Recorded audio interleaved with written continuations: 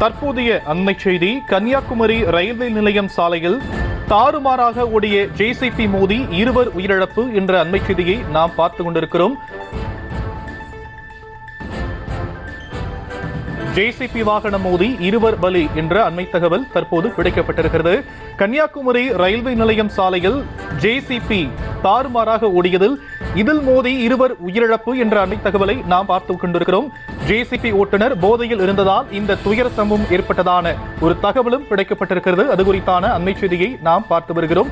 Kanyakumari railway நிலையம் சாலையில் தாறுமாறாக ஓடிய ஜேசிபி மோதி இருவர் உயிரிழந்திருக்கிறார்கள். ஜேசிபி வாகன ஓட்டுநர் மது போதையில் இருந்ததால் இந்த சம்பவம் ஏற்பட்டதான ஒரு பார்வையும் முன்வைக்கப்படுகிறது. அது குறித்தான அண்மை செய்தியை நாம் பார்த்து வருகிறோம்.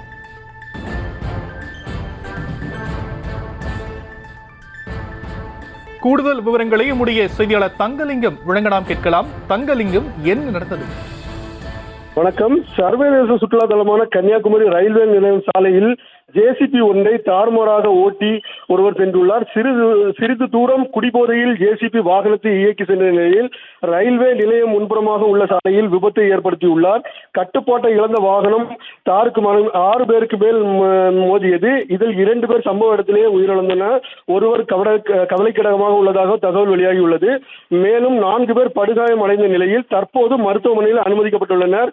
ஜேசிபி கிரெயின் குடிபோதையில் வாகனத்தை சிறிது தூரம் இயக்கி வந்ததை பின்புறமாக வந்த மற்றொருவர் இந்த விபத்து தொடர்பான காட்சியை வீடியோவில் பதிவு செய்து தற்போது வெளியாகி உள்ளது. மேலும் இந்த சம்பவம் அறிந்த மாவட்ட காவல் கண்காணிப்பாளர் நேரில் சென்று ஆய்வு மேற்கொண்டு வருகிறார். குடிபோதையில் சாலையில் ஜேசிபி கிரெயின் வாகனத்தை இயக்கி விபத்து ஏற்படுத்தி 2 பேர் பலியான சம்பவம் பெரும் சோகத்தை ஏற்படுத்தியுள்ளது.